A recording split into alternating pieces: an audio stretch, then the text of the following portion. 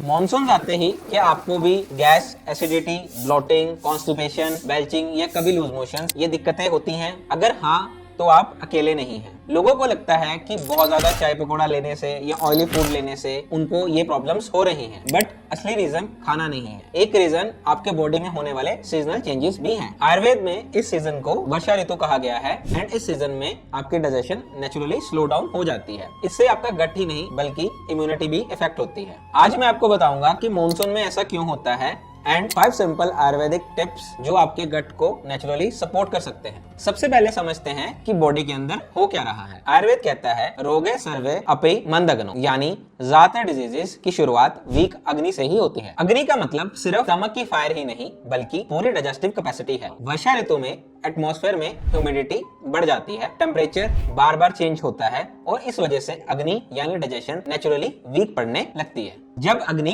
कमजोर होती है तो खाना पूरी तरह डाइजेस्ट नहीं हो पाता। आयुर्वेद में इस इनकम्प्लीट डाइजेशन को आम कहते हैं। आम एक ऐसा मेटाबॉलिक वेस्ट है जो बॉडी में जमा होने लगता है और गैस, हैवीनेस, इंडाइजेशन, कॉन्स्टिपेशन और कई दूसरी हेल्थ प्रॉब्लम्स का रीजन बन सकता है। इसी सीजन में वात दोष प्रकोपित होता है और पित्त धीरे धीरे एक्यूमुलेट होने लगता है। वात बढ़ने से गैस, ब्लोटिंग और कॉन्स्टिपेशन की टेंडेंसी बढ़ती है और पित्त के इंक्रीज होने से एसिडिटी, बर्निंग सेंसेशन और कुछ लोगों में लूज मोशंस भी हो सकते हैं। अब इसको मॉडर्न साइंस की लैंग्वेज में भी समझ लेते हैं। जैसे ही आप खाना खाते हैं, फूड स्टमक में जाता है जहां एसिड और डाइजेस्टिव एंजाइम्स उसे ब्रेक डाउन करते हैं। उसके बाद फूड स्मॉल इंटेस्टाइन में जाता है जहां लिवर, बाइल और पैनक्रियास के डाइजेस्टिव एंजाइम्स रिलीज होते हैं। यहीं न्यूट्रिएंट्स एब्जॉर्ब होते हैं। जो वेस्ट बचता है वो लार्ज इंटेस्टाइन में जाता है जहां वाटर एब्जॉर्ब होता है और स्टूल बनता है। लेकिन जब डाइजेशन स्लो हो जाता है,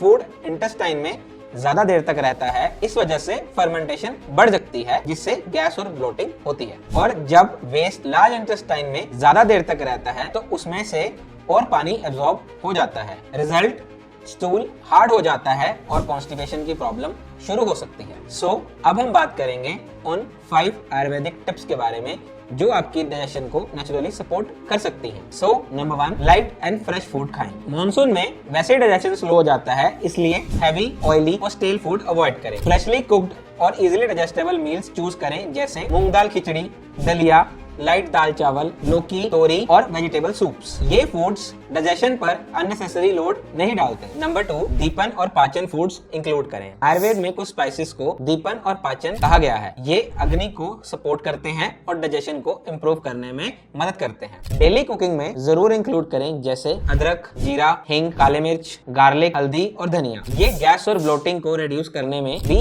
बहुत हेल्पफुल हो सकते हैं। नंबर 3, लीफी वेजिटेबल्स और हैवी फूड्स थोड़े लिमिट करें। मॉनसून में लीफी वेजिटेबल्स पर कंटामिनेशन का रिस्क बढ़ जाता है। अगर कंज्यूम करने हैं तो उन्हें अच्छे से वॉश करके और कुक करके कंज्यूम करें। हैवी फूड्स जैसे deep fried items, excess paneer, cream based gravies, बहुत ज्यादा कर्ड, ये डाइजेशन को और स्लो करते हैं। कर्ड की जगह डाइल्यूटेड तक्र यानी कि बटर मिल्क जिसमें जीरा और सेंधा नमक के साथ बेटर ऑप्शन हो सकता है, आप वो जरूर लें। आयुर्वेद में तक्र को डाइजेशन के लिए बहुत ही बेटर ऑल्टरनेट माना गया है। नंबर 4 इज जिंजर और हरितकी। आयुर्वेद में मील से पहले अदरक के छोटे से टुकड़े पर थोड़ा सा सेंधा नमक लगाकर लेना अग्नि दीपन के लिए बताया गया है। अगर हैवी मील हो गया हो तो जिंजर टी भी ले सकते हैं। हरितकी भी डाइजेशन और बावल मूवमेंट को सपोर्ट कर सकती है, लेकिन इसे रेगुलर बेसिस पर लेने से पहले अपने आयुर्वेदिक डॉक्टर की सलाह जरूर लें। Number 5 is warm water and warm soups. Monsoon में ठंडा पानी और कोल्ड ड्रिंक्स की जगह हल्का गुनगुना पानी प्रेफर करें। ये डाइजेशन को सपोर्ट करता है। डिनर में वार्म वेजिटेबल सूप्स भी एक अच्छा ऑप्शन